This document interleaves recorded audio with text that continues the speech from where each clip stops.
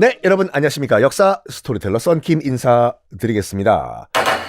자, 공납 시스템이라고 각 지역 특산물을 세금으로 바치는 시스템이 있었습니다. 중간 상인이 등장한다라고 말씀드렸죠. 어이, 돌쇠, 산속에 사는 돌쇠, 아유 뭐 저기 해안가까지 가지 마. 내가 미역 사다가 줄 테니까 나한테 코미션만 조금 떼줘. 그럼 산속에 내가 미역 배달해 줄게. 처음에 시작은 좋았어요, 이렇게요.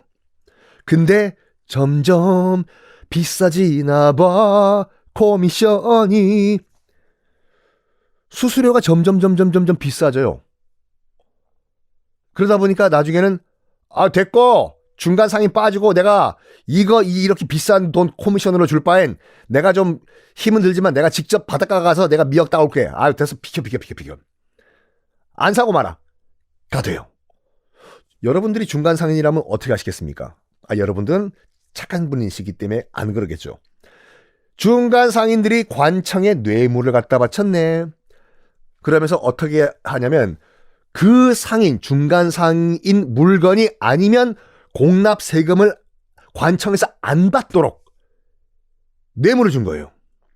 그러니까 너 내 물건 안 산다 이거지? 내 중간 상인. 그래, 네가 산속에서 가가지고 네가 미역 따가지고 네가 미역 그 관청에 세금으로 내봐. 받나 안 받나 보자. 실제로 돌쇠가 산에서 내려와가지고 바닷가에서 미역 따서 관청에 세금으로 내니까 관청이 노 우리는 그 미역 안 받습니다. 안 받아. A라는 중간 상인이 파는 미역 아니면 우리 안 받아. 가 된 거예요. 내가 바닷가에서 따온 미역이 퀄리티가 훨씬 더 좋은데 저기요, 나리, 내가 지금 진짜 바닷가 가서 따온 미역이 훨씬 더 퀄리티가 좋은데 왜 제 걸 안 받습니까요? 됐고, 싫어. 나는 저 중간 상인 제가 파는 미역만 우리 관청은 받아. 가 되는 거예요. 요게 우리가 국사 시간에 맨날 외웠던 방납의 폐해라는 거예요. 방납이 뭔지 그러면 설명을 해 주셔야 될 거 아니에요.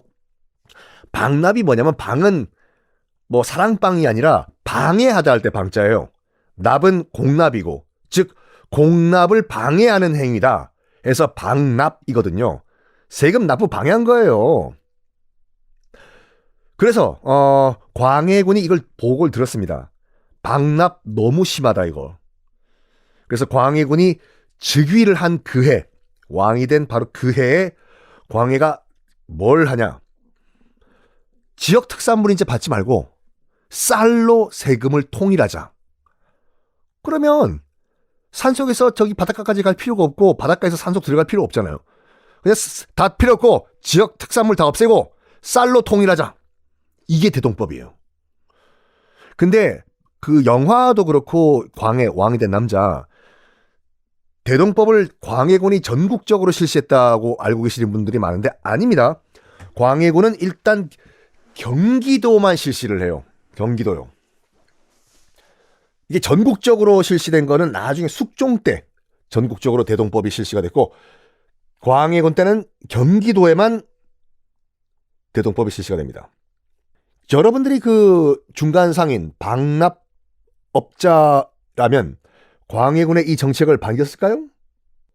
반겼을 리가 없죠. 내가 지금 꽂아놓은 빨대를 뽑아버리는데, 그래서 방납업자들은 초강경 반발을 합니다. 그리고 이 방납업자들로부터 뇌물 받은 관청의 사또들 당연히 반발하죠. 아이고, 왕이 저 미쳤나, 뭘 잘못 드셨나? 아니, 가만히 앉아서 돈 들어오는 이 돈줄을 끊어버리네? 아이고. 전국적으로 엄청나게 반발을 해요. 광해군 인정하는 건 여기까지. 그래도 끝까지 밀어붙입니다. 뭐? 내가 한 말을 무시하고 나한테 반발을 해?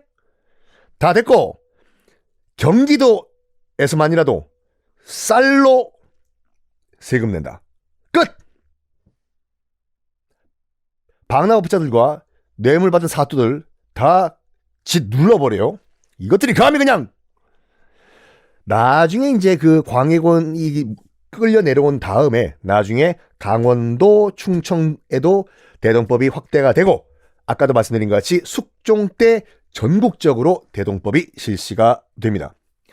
이 대동법이요, 굉장히 큰 의미가 있어요. 뭐가 의미가 있는데요? 백성을 위한 그 정책?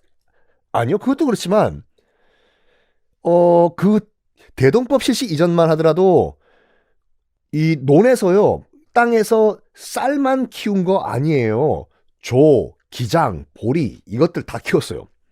근데 광해군이 실시한 대동법 이후에 쌀 농사가 어마무시하게 전국적으로 확대가 됩니다. 왜? 세금 내려면 쌀 농사 해야 되지 않습니까? 그래가지고 이 쌀을 세금으로 받기 위한 세곡선도 엄청나게 활발하게 운영이 돼요. 세곡선이 뭐냐? 세계의 곡선인가? 가 아니라 그 쌀 실어 나르는 세금으로 이제 준 그 쌀 실어 나르는 배가 세곡선이에요. 이 세곡선, 그때가 뭐 고속도로가 있는 것도 아니고, 여러분 그 전라도나 밑에 있는 경상도에서 쌀을 세금으로 바치는데 그걸 가만히도 여러분 일본 온 건 아시죠? 이걸 지게 지고 이걸 한양까지 올라가실 수가 있습니까? 한 가마니가 보통 80kg거든요. 저는 그거 메고 전 2m도 못 가요. 그러니까 대부분의 그 세금으로 걷어진 쌀은 어떻게 이동을 했냐? 배에 실어서, 세곡선에 실어서, 뭐 남부지방 같은 경우에는 서해 따라 쭉 올라와요. 배가 올라왔다가 한강을 거슬러 올라와서, 한강에 보시면요, 무슨 무슨 포라는 지역 있죠. 싹 다 부둣가였어요. 마포, 반포, 양화진, 광진 이런데 다 포구였어요. 그때 어떻게 왔냐면요. 일단은 강화도에 다 세곡선들이 대기를 해요. 왜 대기하냐? 여러분, 그 놀랍지 않아요? 지금은 그 한강 밑에 수중보가 설치되어 있어가지고 바닷물이 역류를 안 하는데, 이 수중보가 설치되기 전 조선시대 때만 하더라도 서해 물이요, 거꾸로 역류를 해가지고 용산까지 밀려왔었어요. 진짜로. 서해 물이 밀려 들어와가지고. 그래서 대기하고 있다가, 강화도에 있던 세곡선들이 대기하고 있다가, 야, 자, 가자! 지금 그러니까 서해 물, 용산까지 지금 역류한다! 그거 타고 용산까지 들어옵니다. 용산에 지금 미군이 주둔하고 있고, 미군 전에는 일본군이 주둔하고 있고, 용산 미팔군 기지요. 그 다음에 일본군이 지금 미팔군 기지에 주둔하고 있었어요. 일본 육군이.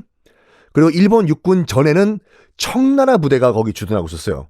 그래서 용산 같은 경우에는 참 우리가 슬픈 땅인 게 뭐냐면 100년 넘게 외국 군대가 주둔하고 있는 땅이에요.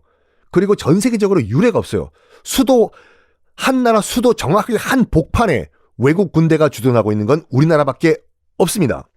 하여간 뭐 미군들은 드래곤 힐이라고 해요. 직역하면 그렇게 되지 않습니까? 용산이니까. 그 용산 미팔군 기지 안에 들어가면은 그 호텔 하나 있거든요. 뭐 우리도 허가받으면 들어갈 수 있어요. 용산 미팔군 기지는 미국 땅이에요. 미국 우편번호 있고 달러로 거래되고 미국과 똑같은 가격으로 주유소가 있고, 미국 기름값 엄청 싼 거 아시죠? 거의 거저예요. 용산 미팔군 기지 안에 있는 주유소는 미국 가격 그대로예요. 하여간 용산에 왜 처음에 청나라 군대가 주둔하게 됐냐? 서해 바다에서 쉽게 들어올 수 있던 곳이었어요. 그의 마지노선이었어요. 강이 역류하니까 가만히 있어도 배가 쑥 들어와서 용산에서까지 역류해서 들어와요. 그래서 용산에 딱 내리자마자 하필이면 용산에서 당시 이제 경복궁, 이 너무 가깝게 보이네. 최적의 지역이었습니다. 여기요. 자, 어쨌든 간에 마포, 양화진 등등등등등 포구, 여기에 이제 황포 돛대들이 이제 보통 세곡선으로 많이 들어왔는데, 마포대교 북단 있지 않습니까? 마포도 여러분 굉장히 컸던 포구, 항구였어요. 마포가. 마포대교 북단 가시면은 거기 마포 나루터 만들었다는 거를 기념으로 해서 공원으로 꾸며놨거든요. 거기 그 기념 공원에 보시면은 황포 돛대가 복원돼 있어가지고 딱 전시가 돼 있습니다. 보실 수 있어요. 나중에 마포에 여러분 그 놀러 가시면 가보세요. 황포 돛대가 왜 황포 돛대냐면요. 이거 돛대의 그 천 있지 않습니까? 바람 맞고 가는 거. 이거를 이 내구성 좀 더 오래 쓰려고 황토물에 넣었다가 바짝 말려요. 흙을 묻히는 거예요. 그럼 오래 간다고 했거든요. 그 색깔이 노란색이라고 해서 황포 돛배라고 불렀습니다. 이왕 말씀드리는 거 다 말씀드릴게요. 그 한강의 그 포구들이요. 마포는 민간용 포구였어요.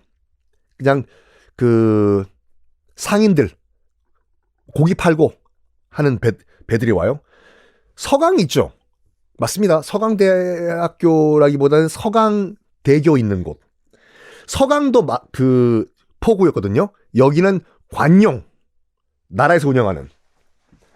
그래서 세곡선들이 다 일단 들어와서 어디다가 쌀을 내리냐면 가장 많이 쌀을 내렸던 것이 서강 포구였어요. 나라에서 운영하는 포구니까. 그러면 쌀을 일단 어느 그 창고에 보관을 해야 될 거 아니에요. 서강 포구에서 내린 쌀을 바로 그 위에 있는 창고에다가 보관했는데, 자, 서울 사시는 분들 가만히 눈 감고 생각해 보세요. 서강대교에서 내려서 몇 메타냐? 한 200m만 올라가면 지하철역이 하나 있어요. 무슨 역일까요? 서울 분도 모르시는 분도 많으시더라. 하여간 광흥창역이라고 있어요. 서강대교 바로 북쪽에 창고죠. 이 광흥창이라는 창고에다가 쌀을 보관을 했다가 가져갔습니다.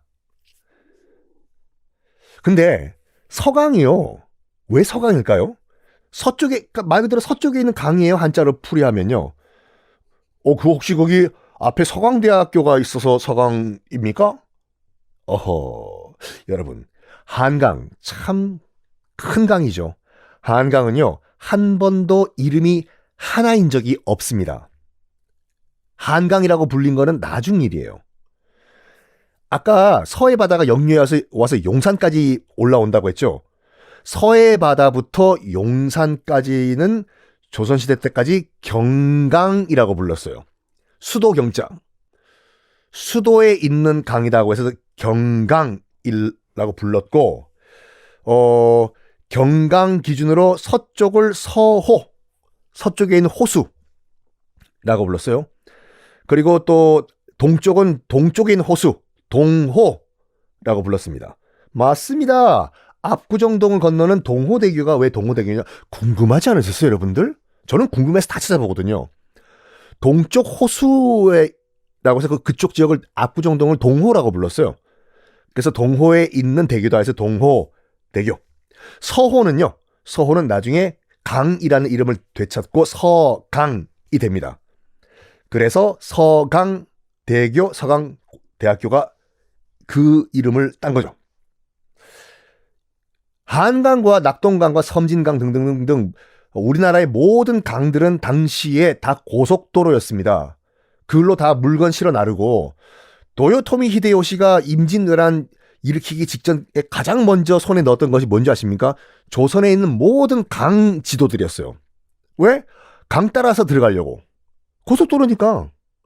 근데 지금은 이 한강이요, 막혀 있습니다. 그냥 거대한 호수예요. 한강에서 여러분들 배가 아무리 크다고 해서 서해로 못 나갑니다, 지금. 그냥 호수예요. 이거 진짜 모르시는 분들이 많은데, 여러분들이 모터보트가 있고 유람선이 있다고 하더라도 한강 따라가지고, 서해 바다로 나갈 수 있냐? 못 나가요, 지금요. 왜? 한강 하구, 그러니까 한강이 서해와 만나는 곳이 남북 군사가 대치가 가장 첨예한 곳이에요. 거기가 한강과 임진강이 동시에 만나요. 서해 앞바다에서. 여기가요. 군사적으로 굉장히 민감한 지역이고, 한강이 끝부분, 서해가 만나는 부분이 강화도와 황해도가 같이 있어요. 같이 있어. 여기가 실제로 한강, 이 서해가 만나는 곳이 한강의 DMZ라고 불리거든요. 그래서 원래 그 1953년 7월 27일 우리가 북한이랑 다 정전 협정할 때 요 한강 하구 지역을 한강 DMZ라고 놔두고 중간 지역, 물 위의 중간을 100m를요 남북이 공동 관리한다 선언을 해요. 근데 이게 힘들어요. 생각해봐요. 군사분계선 DMZ 같은 경우는 땅에 있으면은 지금은 그 표시를 깃발을 꽂아놨거든요. 여기가 군사분계선이라고. 눈으로 보이잖아요. 땅이니까. 근데 바다는 대충 한강이 임진강이랑 만나는 서해에서 거기 중간 지역을 100m로 놔두고 남북이 거기를 공동 관리 구역으로 하자. 그걸 어떻게 알아요? 물 위인데. 그래가지고 만약에 여러분들이 배 타고 거길 한강 따라서 서해로 나간다. 북한군이 총 쏠 가능성이 상당히 많습니다. 거기 못 나가요, 거기요. 그래서 그 이유 때문에 지금 한강은 거대한 호수가 됐습니다. 대동법 얘기하면서 뭐 세곡선 얘기하면서 한강의 여러 포구 얘기를 드렸는데 우스갯소리 하나만 더 말씀드릴게요. 마포 당시 조선시대 때 이런 우스갯소리가 있었습니다. 마포 상인들은 얼굴이 타고 왕십리 상인들은 목 뒷덜미가 탄다. 해서 얼굴이 탄 사람 보고 너 마포에서 장사하지? 목 뒷덜미가 탄 사람 보고는 너 왕십리 출신이지? 이런 우스갯소리가 있었다고 하는데 왜 그러냐면 해는 어디서 뜨죠? 그렇죠. 동쪽에서 뜨죠. 그래서 마포 상인들은 강화도에서 대기하고 있다가 마포로 서에서 동으로 들어오지 않습니까? 그럼 해 뜰 때 얼굴 쪽이 타겠죠. 그런 반면에 왕십리는 그 당시에 다 이 논밭, 채소밭이었어요.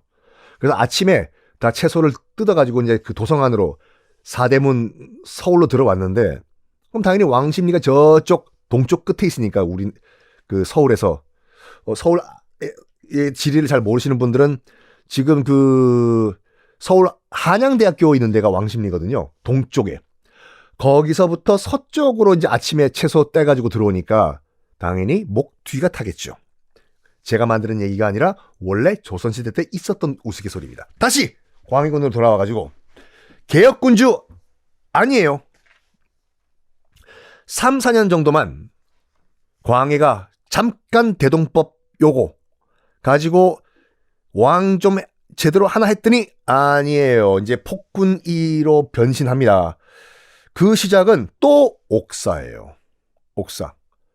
3, 4년 전에 자기 친형 임해군 옥사 버려놓고 좀 잠잠해나 했더니 또 옥사를 시작을 합니다. 그 시작은 언제였냐? 봉산 옥사라고 광해 4년 때 일어난 일이에요. 광해군이 왕되고 4년 후에 봉산이 어디냐? 지금 황해도에 있거든요. 황해도 봉산에 김제세란 인물이 있었습니다. 이 김제세가요. 군대 안 가려고 병력 빼려고 조선시대 때도 의무 병역이었습니까? 당연하죠. 성인 남자들은 다 군대 가야 됐어요. 그런데 김제세란 인물이 군대 안 가려고 서류를 위조합니다. 어떻게 위조했냐? 김제세 자기가 예전에 서당 선생이었다, 교관이었다라는 서류를 위조해요. 그 나라에서 임명한 교관들은 군대에 면제받았었거든요. 근데 내가 옛날에 언제부터 언제까지 학교 선생, 교관이었습니다라는 문서를 위조한 다음에 대낮에 관아 사또가 계시는 관아 문 앞에 였다 던져놓고 가요. 그러니까 자기 딴은 이렇게 생각했겠죠. 관아 앞에 문 앞에 던져놓고 가면 포졸이 그걸 주울 거고 보고를 하겠죠. 사또 보니까 뭐 김제세란 인물이 예전에 이 교관이었네요, 선생. 그건 면제시켜 줍시다. 이럴 줄 알았는데 너무나 허술하게 문서를 위조한 거예요. 하려면 좀 제대로 위조를 하지. 하여간 딱 보니까 위조 서류잖아요. 나라 공문서를 위조한 거지 않습니까? 그래가지고 잡아오라고 합니다. 그 봉산 군수가요. 야, 이 뭐야 이거? 야, 참, 딱 봐도 이게 이 짝퉁이네. 야, 김재세 끌고 와. 잡아와요. 근데 당시 봉산 군수 이름이 신율이라는 인물이었거든요. 정말로 악명 높은 나쁜 놈이었습니다. 일단 시작부터가 안 좋아요. 과거 시험을 봤는데 컨닝으로 합격을 합니다. 조선시대에도 컨닝 있나요? 우리보다 더 심했어요. 컨닝 페이퍼 제가 다 말씀 못 드릴 건데 조선시대 과거 부정 컨닝 행위라고 네이버 검색 치시면요. 별의별 기발한 컨닝 방법 다 나와요. 컨닝으로 합격했어요. 신율. 당연히 동료들 사이에서 과거 동기들 사이에서 왕따를 당합니다. 저 신율이 아유 컨닝으로 그 벼슬 따가지고 부끄럽지도 않나? 아유 야야 그냥 우리가 얘기하지 말자고. 우리가 찔러버리면은 잘리는 건 확실한데 에이 이거 그냥 인간 더럽다 그냥 넘어가자. 그리고 계속해서 자기 승진할 때요. 연줄로 백으로 승진을 해요.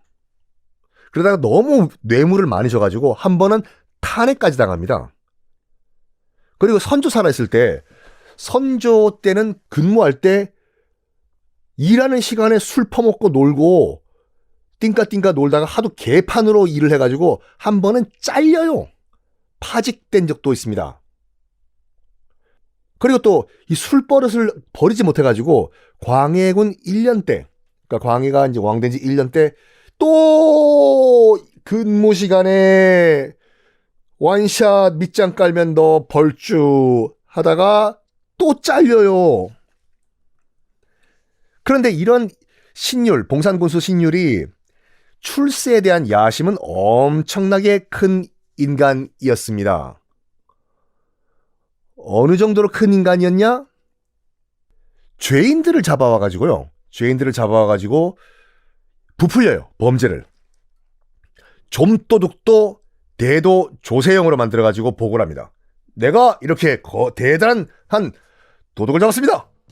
이런 식으로. 어떻게 했을까요? 그 방법 다음 시간에 공개하겠습니다.